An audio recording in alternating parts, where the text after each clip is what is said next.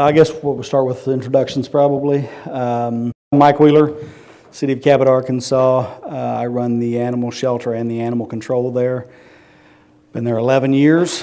Lots of animals. Very few of them actually fractious outside of some raccoons. So hopefully what you'll get out of today is how to handle them and when not to. We'll go that route. Go ahead, April. I'm April Moore. I am the Animal Control Manager for City of Baytown Animal Services. I just transferred to that position. I've got about 18 years of animal welfare work under my belt. I spent about, 13 or so years in field services with City of Austin.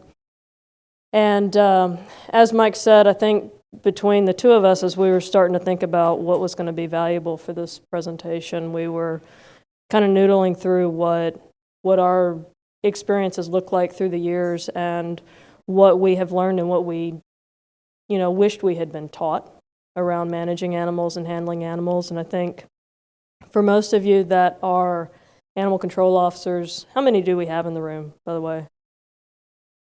Okay. How many are in animal care or shelter work? Okay. So how many of you all received comprehensive training when you first started? Dave, come on now. Okay, so not many of you, right? I think Mike will probably agree with me when I say that neither of us received very extensive training when we started. A lot of it was, here's your equipment. For me, I started as an animal control officer. It was, here's your ticket book. These are the ordinances, read them. Here's how you operate a truck. And let's go run some calls. And so I was fortunate to have a background in FFA, and so I had some knowledge of working livestock and being around those types of animals, but I really hadn't had extensive experience in handling or managing fearful animals or fractious animals or wildlife in general.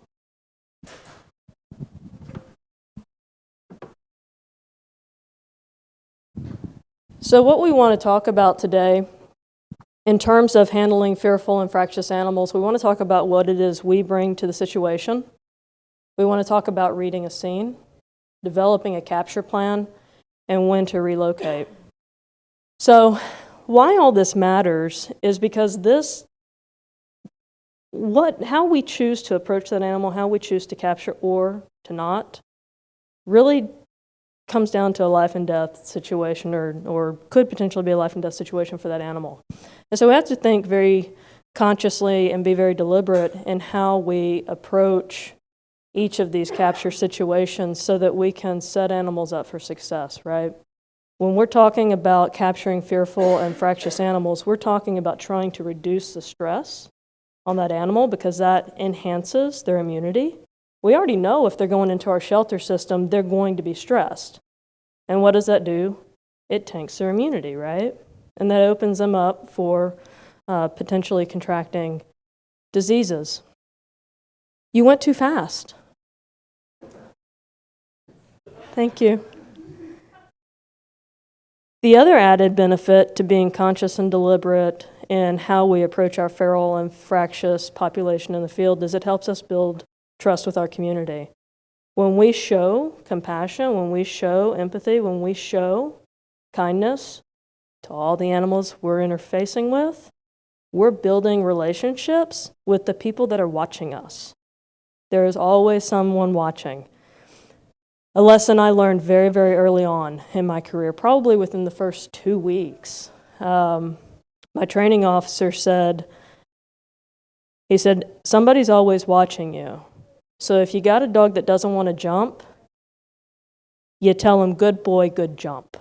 Because they're always watching and they're going to perceive your actions, sometimes in a way that you hadn't intended.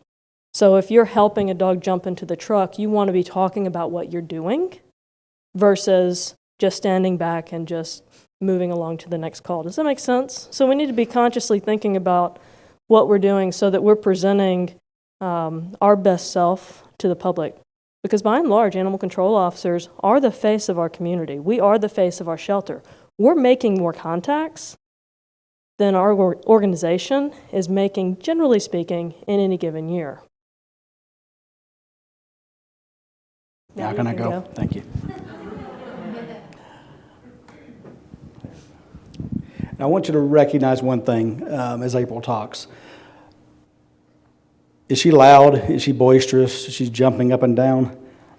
This is April. This is what made her such a great out in the field and great with the public, is she's even, she's calm constantly. Whereas some of us will get quite loud every now and then, and you're not going to get that with April. And so what you see is what you get out in the field with her. And I would challenge anybody to mimic that, because that does nothing to escalate a situation.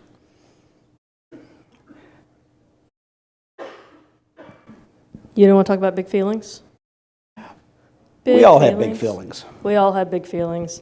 So, a little bit about me personally. I have 3 kids, 2 of which are adopted, went through significant trauma early in life, which means that my everyday is helping them stay out of crisis, right? So my everyday, I'm like up here. But when I come to work, I gotta be down here, right?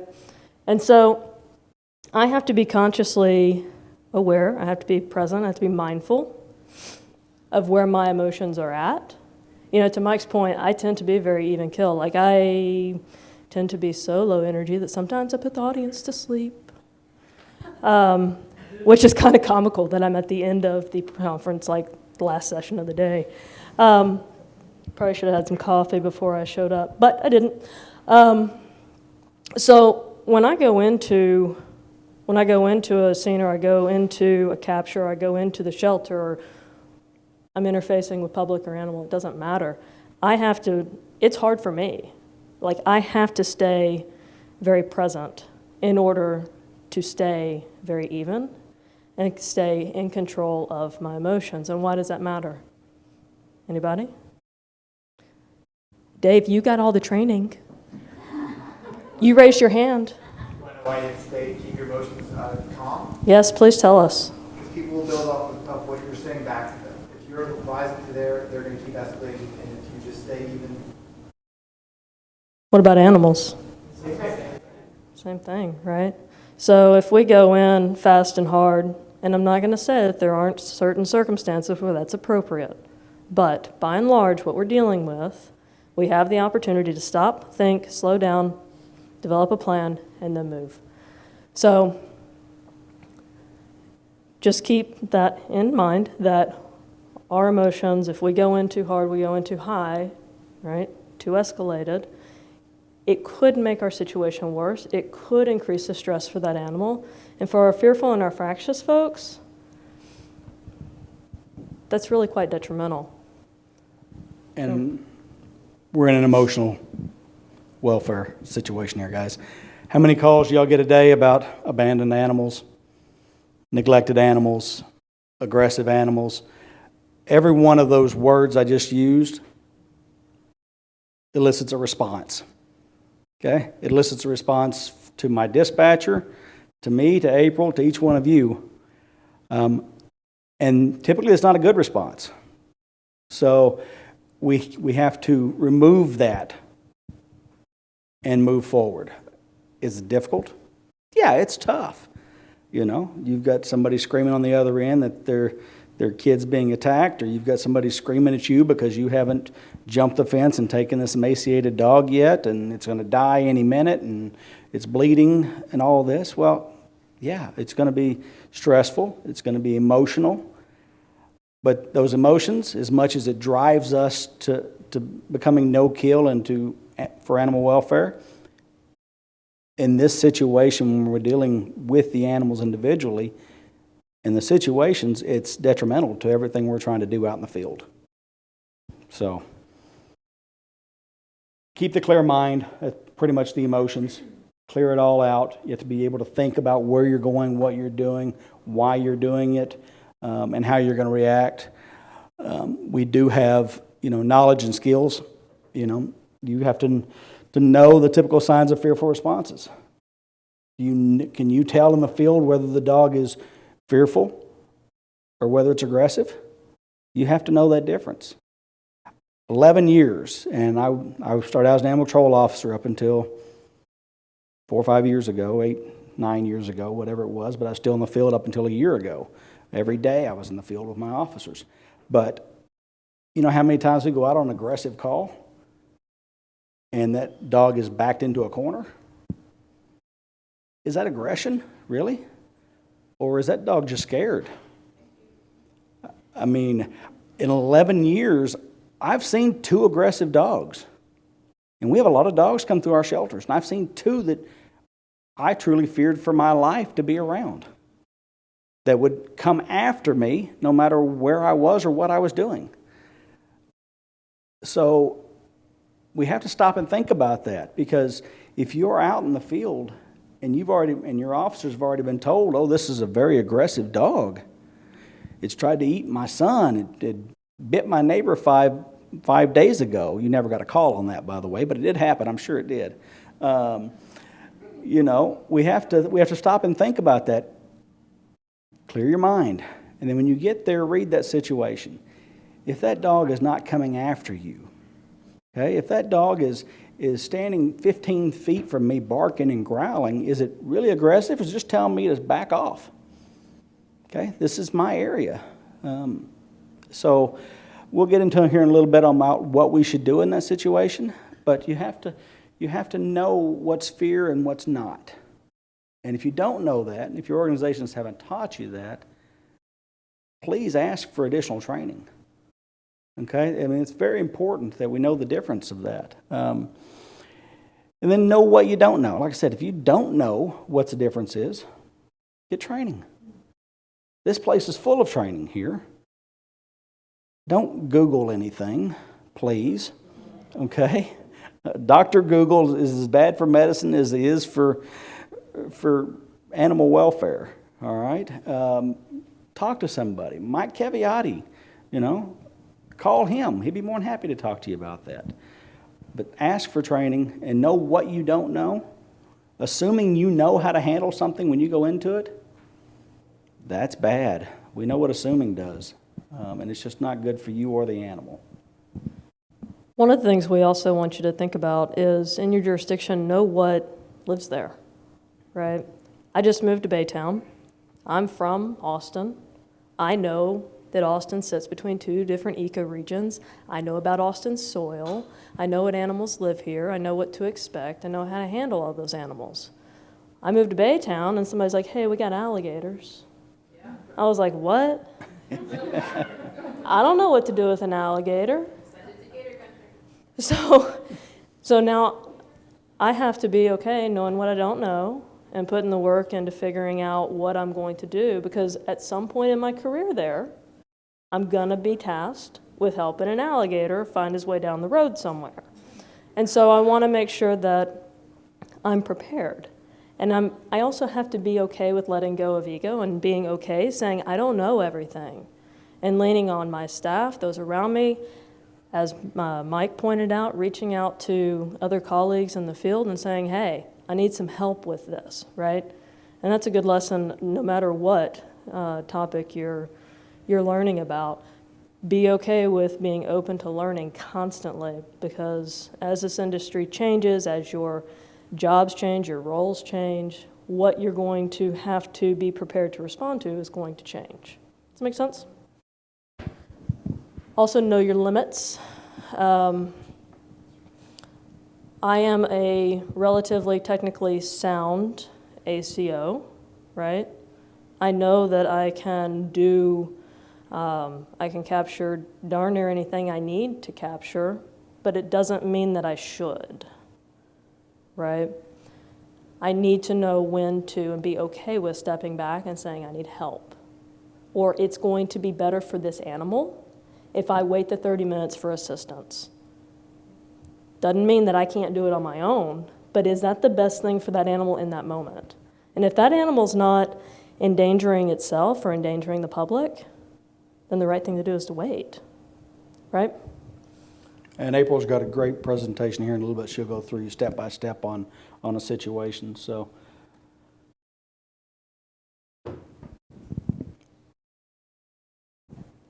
fun fact, I just Googled animals on the loose in Texas. I had no idea this zebra got loose in San Marcos. Or no, I'm sorry, New Braunfels, just south of New Braunfels. Anybody know? Who's here from Texas? I know Dave, you are. Anybody know about this? There were apparently 2 zebras that got loose in 2019. Had no idea. Anyway, when we arrive on scene, we want to figure out, what are we dealing with? We want to gather all the information. Ideally, we're gathering as much information on the way there, so we're not gathering information once we're there. But we want to figure out as much as we can what's on the loose. We want to assess risk. We want to figure out what resources we have available to us, and we want to know where the animal's out is. So hopefully nobody has to deal with a zebra.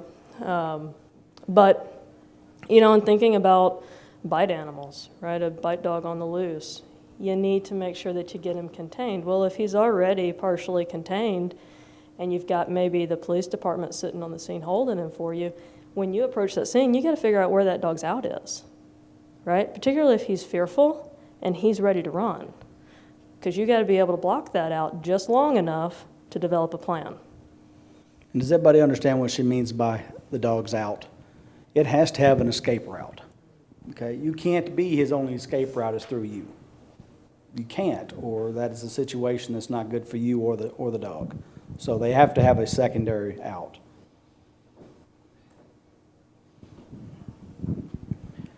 And then you have to have a plan. We've all ridden an airplane. Anybody here never been on an airplane? Good, so I don't have to go through all the different signs of where you got to leave and all that good stuff. What's the first thing they tell you about when the oxygen mask falls? Help yourself. Help yourself first. Okay, so you have to have a level of protection here. Your first requirement is to protect yourself. Because if you can't protect yourself, you can't help anybody else around you. So your safety comes first. And as much as we're animal welfare folks, public safety is second.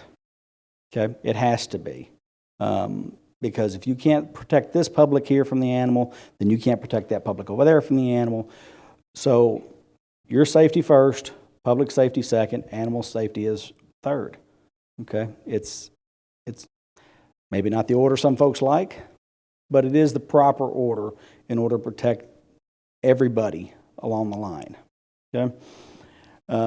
Anybody have any questions on that? We've all know the dropped air mask thing and the reasons behind it, but that folks outside of the animal control field sometimes have difficulty understanding why it's our safety first, and then the public safety, and then the animal safety. Anybody need any assistance on that at all? Okay. Thank you all for being understanding. And then, do we need to capture or just guide movement? We're not talking about just dogs here. We're talking about wildlife as well. I mean, I can't tell you how many times I've gone into a house or a business with a raccoon, okay, or a possum. Leave the possums alone, okay? Just letting you know that right now. They're not going to bother you no matter what anybody says. There's never been a case of rabies given to anybody by a possum, okay? Their internal body temperature is too low to be a transmitter, but nothing ever proven, but I'm going to go with that. So leave the possums alone. But is it something that we need to pick them up and remove them? Or can we just open a door and maybe just kind of give them their out and let them go? Do not confront the raccoon. You will lose. Okay? It's just it's a given. So, and is there a rabies risk? You have to look at that raccoon and that dog. Is there a possibility of rabies? If there is, do you have a choice? You have to capture the animal. You do. You can't, please don't push them back out into the wild. And does everybody understand, we're talking about rabies here real quick. Everybody understands how we test for rabies? Because it's very important. Anybody here not know how you test for rabies? Okay. As long as y'all understand there's no simple blood test. It's a decapitation. It's a horrible process that I've had to do.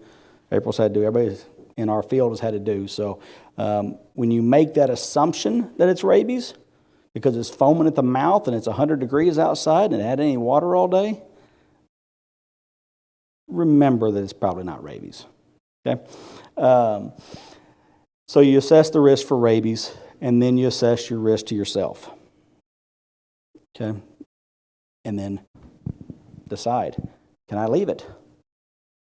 Or can I just kind of move it on and let it go? Wildlife was here before we were. If you were just in the class next door and you heard Monica speak, everything will be here after we leave. Cats will rule the world. So just remember that. I'll let you do the common behaviors if you'd like, or if you want to touch on some of the others. Got to figure out how to work this mic. Just to sort of add to this conversation around whether or not we need to capture a guide movement. When we're talking about assessing rabies risk, we're also talking about that information gathering piece before we get to the scene and once we're at the scene. If there was any risk of exposure for a high-risk wildlife, then that changes our capture plan, right? If there is risk, if we're talking about wildlife and we've got a high-risk species, who here knows our high-risk species? Yeah, so we got bats, we have skunks, we have fox, we have coyotes, and raccoons. And across the nation, the species that affect different communities around rabies kind of shifts and changes. Here in Texas, it's typically our skunk population, our bat population. I think out near you, it's raccoons. We get a lot of raccoons, a lot of skunks. And so when we're dealing particularly with wildlife and we're thinking about whether or not we can help them move on down the road or if we have to capture them, we have to consider whether or not there was any potential for contact. That's with our domestic pets and with our human population. So I just wanted to touch on that. And I'm not, unless you all need me to, I'm not inclined to go through all of the common behaviors and the difference between fear versus aggression. There's a ton of information out there now on these topics, and certainly this is, sort of baseline. This is baseline information that we should all just sort of know in our field. But there are lots of great graphics. There's lots of great content that already exists around what fearful behavior looks like in a multitude of animals, and what aggression looks like. You're correct. Is that what you're looking for? Yeah, you're correct. So wildlife all acts aggressive, except for possums. Leave the possums alone. Okay.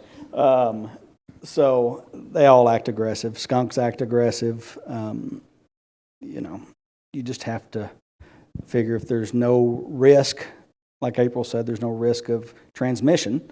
And we all know that, unfortunately, a bat inside of a house where humans have been sleeping, that's, by my state anyway, and I assume it's the same in Texas and most others, that's a possible mode of transmission. Bats have to be tested.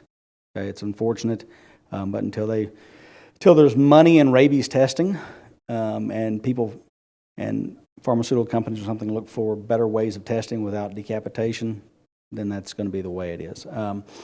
But you do need certain tools. There are tools of our trade that, when used properly, are great tools. We'll start down here. I've had this for 11 years. If you've ever seen a new one, it is not yellow by nature. Okay, it's just 11 years worth of use. And it is just a lead.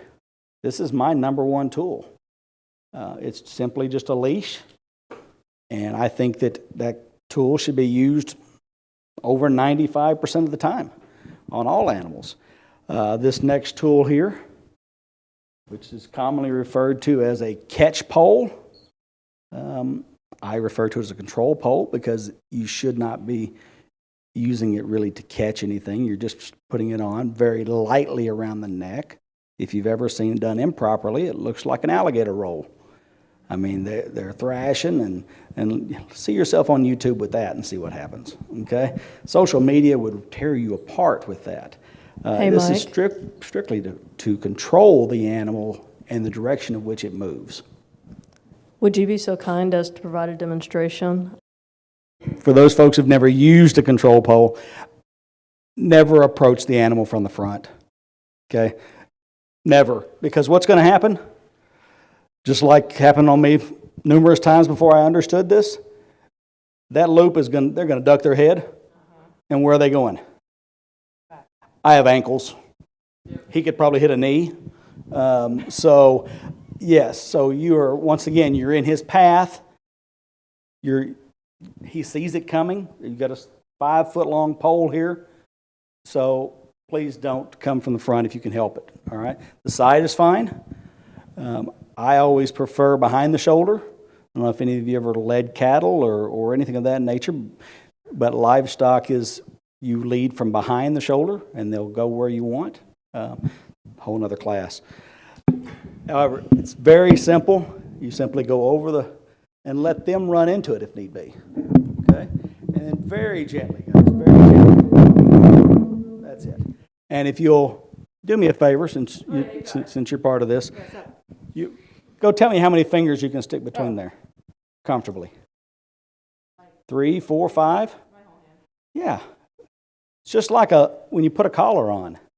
You want 2 to 4 fingers. That's all. Are they going to back out? Maybe, but can I control them? Can I tighten it if I have to? Why start with it all the way like that? I mean, that's what it looks like. And you typically have the ear in there on these dogs. And then they start flopping and flopping, and somebody's videotaping. And then what are you going to do? Now, the next thing is, let's release this, poor guy.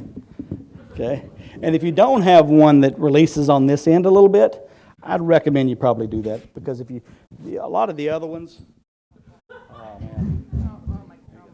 a lot of the other poles release way up here. But if you get it too tight and you release it, where's your hand? In the bite zone. It's too close for me, so I like this one. It's old. I've had it forever.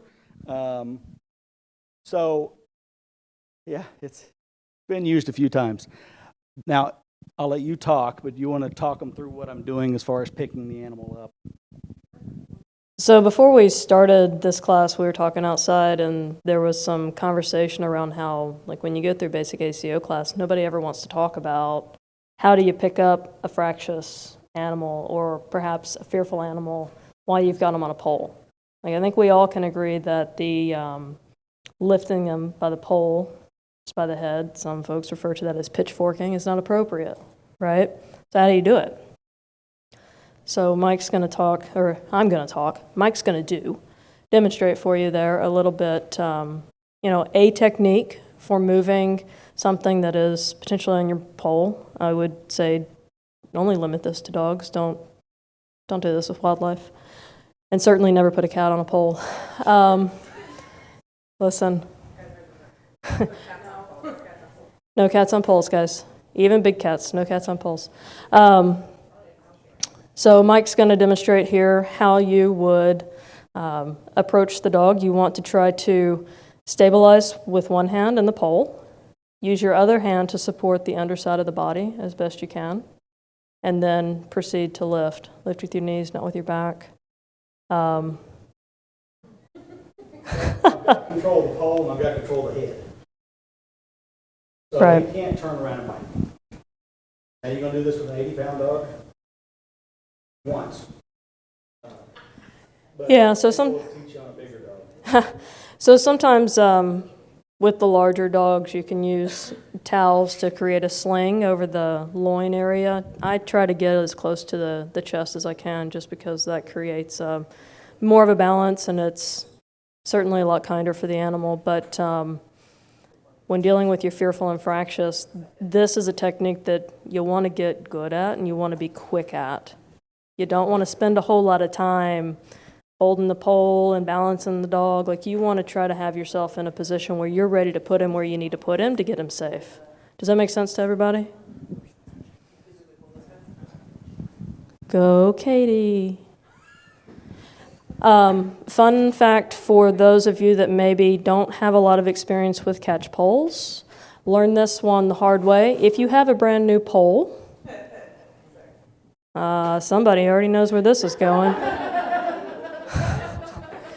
If you have a brand new pole and you release that cable out the end, that thing's going to shoot out like lightning and slap you on the back of the head or the arm, and let me tell you, it hurts. It'll leave a welt. So, these older poles, You're like, please don't twist this pole. This pole is my favorite pole. No, I know, but how do you release it? Oh. All right. Oh, gosh. and I know Mike, easy, Katie. Now you see why we train.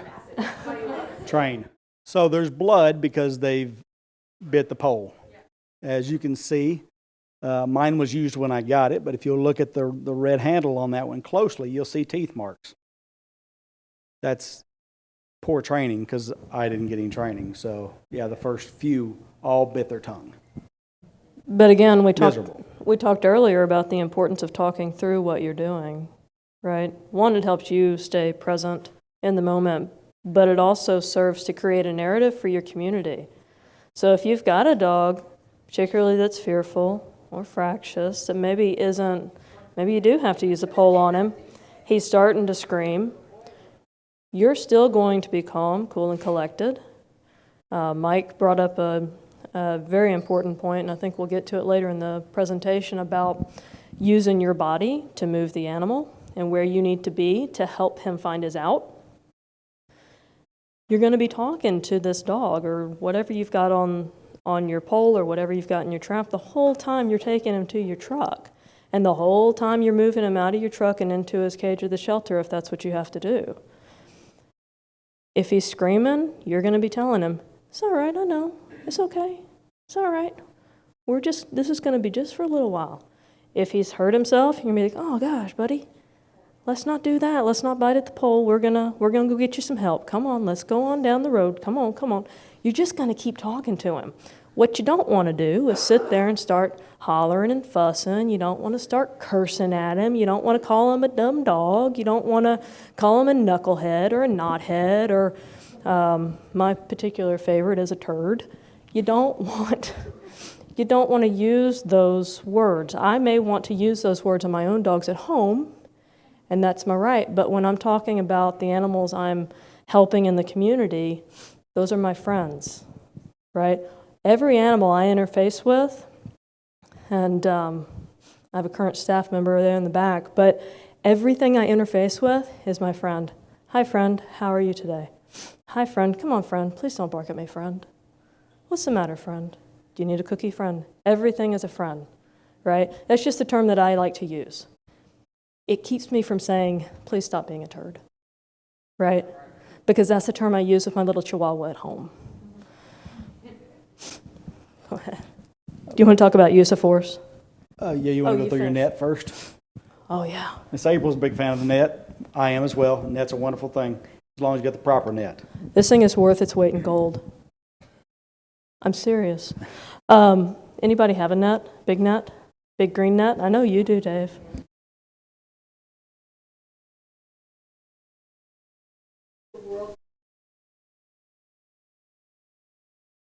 And one of the key benefits to this net is you have the ability to have the animal in it and close off the middle.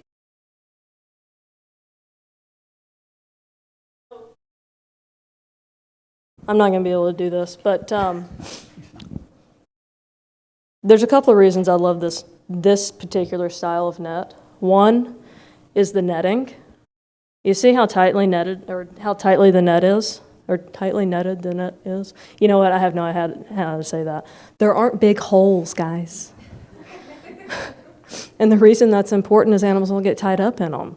So if you're dealing with something that's upset already and you're already having to put him in this net or you're having to help move him with this net, you don't want him getting tied up in it too. That's only going to enhance the stress level. The other cool thing about this net is it's deep. So you can let an animal move into this net, and if he needs to spend some time being sort of, wrapped up, he has time to be wrapped up and calm down. You don't have to move him immediately. You can let him rest. You can talk to him. You can help bring his energy down. that make sense? The other added benefit to this net is you can move animals very easily with it. I look a lot bigger with this net, right, than I do with my pole, right? If I'm going up and I need to move an animal, like I got to move him off the roadway, or I've got a raccoon and sitting in front of City Hall, and he's plastered in the corner and he's hissing at everybody that's walking by. If I walk up with this pole and I'm like, come on, raccoon, let's go to the forest. That's not going to help me move that raccoon quite as much as if I walk up to him and I say, hey, buddy, look at this big wall you don't want to stand next to, right?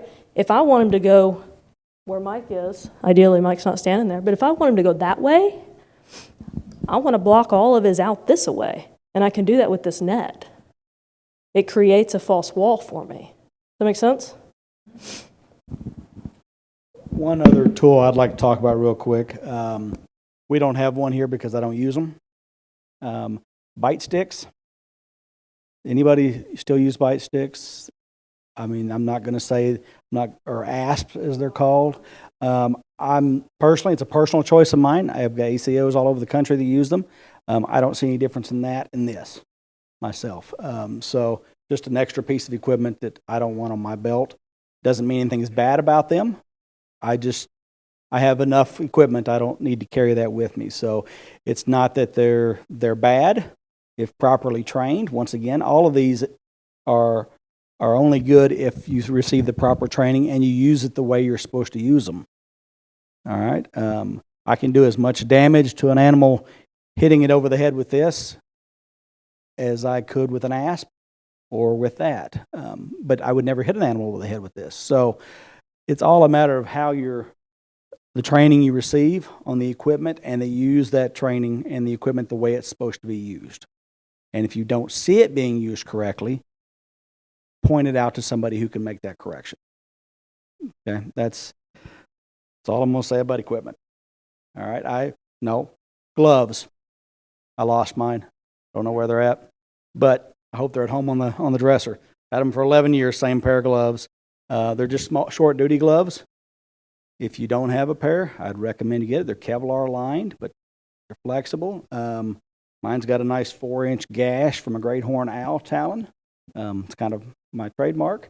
So that's important. There are times you do have to physically touch an animal. Oh, how horrible that we actually have to touch an animal. But there are times where we have to physically touch a raccoon who's not being nice, a possum that's not being nice. Protect yourselves. Where's the first order of protection here? Yourself, then the public, then the animals. So protect yourself so that you can continue to protect the public and the animals. All right? Force continuum. Every action has an equal and opposite reaction. That's the way I look at it. I didn't make that law. That was put out there by somebody who turned out to be pretty smart. If the amount of force you put into something is the amount of force you're going to get back from that. Animals, dogs, cats, leave possums alone, because they give you no force whatsoever. So that means you should what? Not put any force into them. Just leave them alone. But the amount of force and movement you put towards something is the amount you can get back. If I ran up after a dog, if it has nowhere else to go, it's going to run at me. All right. If I try to manhandle the dog's going to equally resist. So be gentle until there's time not to be gentle. Now we're not talking about dog fighting rings. We're not talking about hoarding cases and puppy mills and things where we have very different social issues with dogs. We're talking about the dogs on the street. Okay. Obviously, there are times in other classes you'll learn there are times where you have to go in and you have to go in hard and fast, as April said. But 11 years, not a once. So I've been fortunate in that. April may not have been that fortunate, but I've not had to once in 11 years go that hard, that fast, where I couldn't take an extra 10 minutes to get something done. And I find that time is our biggest problem. before we had cell phones, okay, before we had to know what we were doing all hours of the day, things were much slower. People were much slower in what they did. So if it takes an extra 15 minutes to pick that dog up or an extra hour, what's the problem with that? It's the matter of us having to get out there and, oh, we've got 10 more calls to go on. Lunch starts in 10 minutes. Oh, there's only 8 minutes left in the day. Is that animal's fault? No, that's our fault. That's all a human-made problem. And so just take your time and go slow. Good with that? Anything else you want to add? I'm just going to add a couple of things. Yeah, One, I good for promised my friend at Tomahawk that I would let you all know that I'm borrowing this from our friends at Tomahawk. So if you think that net is cool, go talk to him. I think he's going to be around even though vendors have shut down. The other thing I wanted to add is when we talk about use of force continuum, we're talking about starting at the lowest level necessary. So by and large, most of what we're going to be dealing with is using our leads, right? Because most animals, even if they're presenting fearful, domestic animals, even if they're presenting fearful, we can generally use our body language, our words, our energy to help guide them where we need them and help bring their stress down so we can get them where we need to go most of the time. Next level would be your pole. That comes with that initial evaluation of, is there rabies risk involved? Is there risk to self? I would say I probably use the pole and the net pretty equally. And then there are higher level tools that you can use. We didn't bring any of them. Things like net guns. I dislike, personal opinion. I've got a $1,500 trophy at my office if anybody needs to see what a net gun's worth. Yeah, dart guns and such. There are a ton of issues with those types of tools in terms of bringing stress levels down in animals. I'm not going to say that they don't hold their place in our industry. They really should be last resort. The only other thing I wanted to add is you see the picture up in the upper, that's right, okay. I didn't know this came out, actually. This is I pulled this off one of our industry websites. It's a trap cover. Like they actually make these now. Yeah. So if you don't want to buy a trap cover, that's fine. Use towels. Traps are scary for animals. We need to do our due diligence and help all of our little animal friends. I don't care if it's wildlife. I don't care if it's domestic. Give them a towel. Cover the trap. Help them feel safe and secure. So we thought it might be fun to try to give you a little bit of a visual around what developing a capture plan might look like, to kind of tie all the components in around what we have been talking about. This is an aerial photo of one of my least favorite streets in Travis County. Dave should recognize this street. Do you recognize this? Ryden, also known as Fay, because I can't seem to get the street name right. So this is excuse me, my nose is running like crazy. This is an aerial photo of a property out off in our Travis County region. It's about a 2-acre property, and I recognize it's kind of hard to see here. So you can kind of see the edge of the property line goes here, and there's another edge here, and you can maybe kind of tell that this is what I would term in the most professional and technical way, a crappy fence. There's another kind of crappy fence here. There's some woods back here, barn, house thing. This was a mobile that had, well, let's just say it wasn't completely covered underneath. And these X's represent dogs. And this green dot represents the only entry to the property if you don't count walking through the crappy fence. So this is a call that this property we responded to a few years back now, I suppose.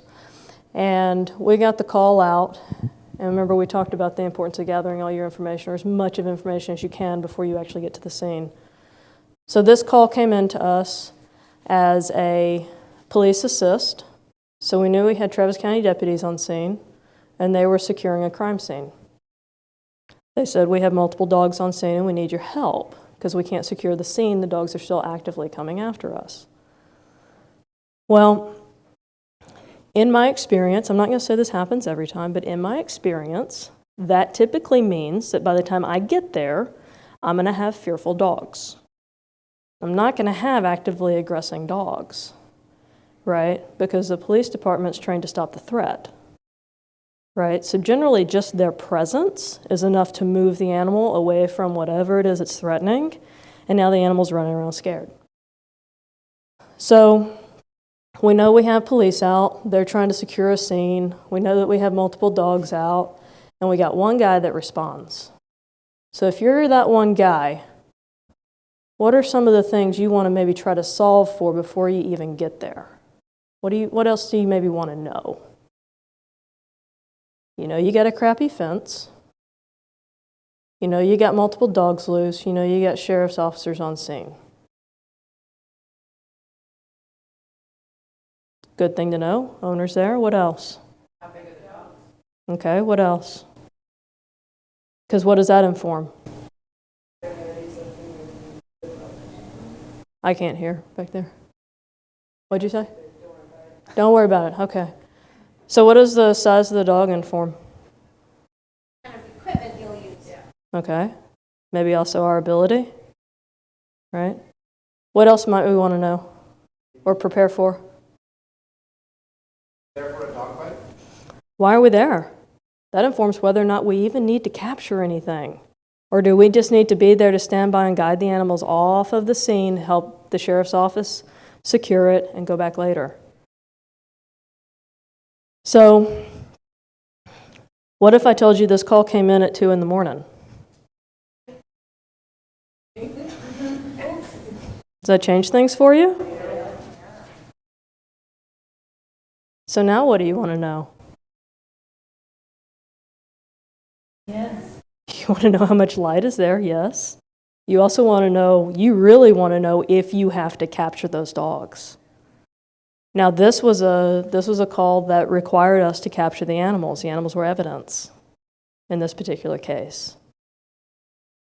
So you got one guy, one officer showing up to the scene. You got 4 or 5 sheriff's deputies. You got crime scene unit. You got a whole mess of other people there. You don't know what they're doing, but they're there. So what's this one ACO need to do?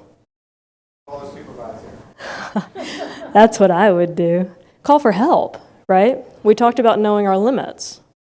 It's 2 in the morning, it's dark, we don't know what the lighting is. We know that we have to pick up these animals or do our due diligence because they're evidence.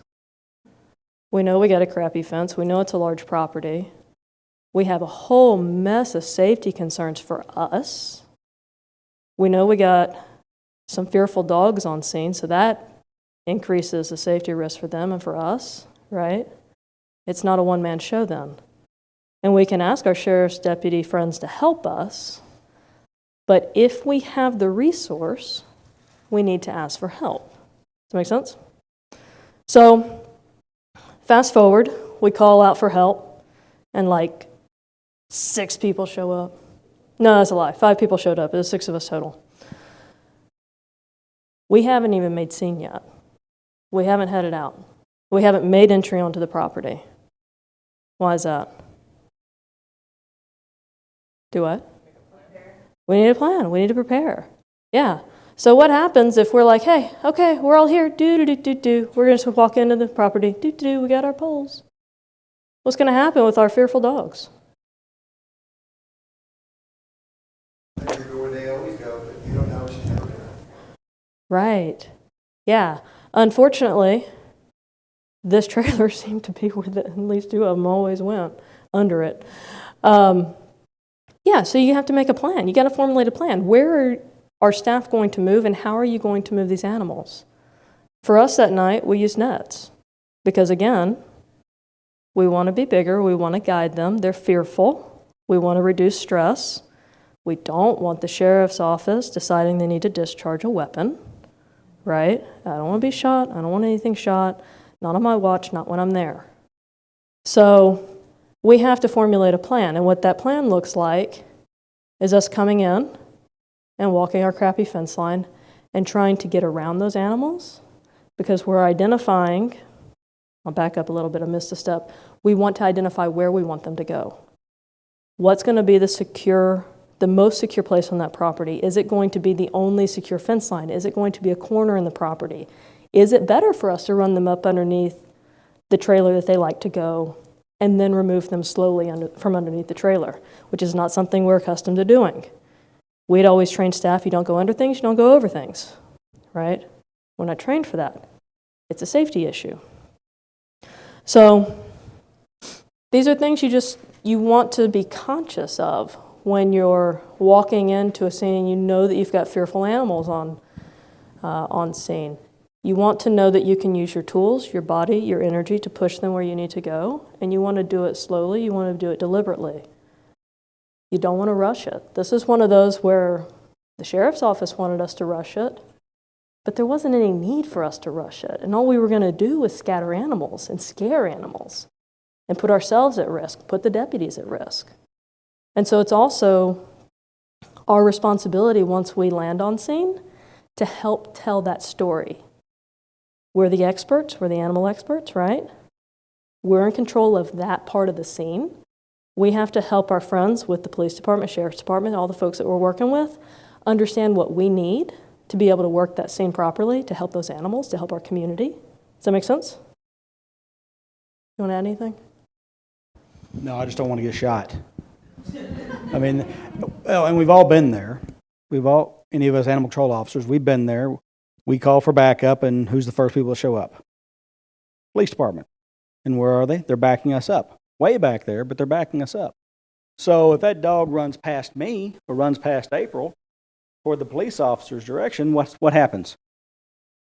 They're going to shoot my direction. Hopefully they understand the line of sight, but when they fear for their lives, it's a crapshoot on which direction they're going to go. So I just don't want to get shot. We want to protect the animals. In this case here, I don't know all the details, but since they're evidence, I'm assuming there was a bite involved. Typically, where are they shot? When they pass us and the police shoot them, typically it's a headshot, so they die. Can we do anything rabies testing in that case? No. I mean, you can send it in, but my state vet would tell you the odds of testing for rabies at that point is nil. So, yeah, I think you did a good job explaining. I think this is important. We do wildlife next, and we got like 2 minutes. So, there we go. It's all you. All right. I'm going to stop talking. Wildlife. What's the first rule in wildlife? Leave the possums alone. Thank you.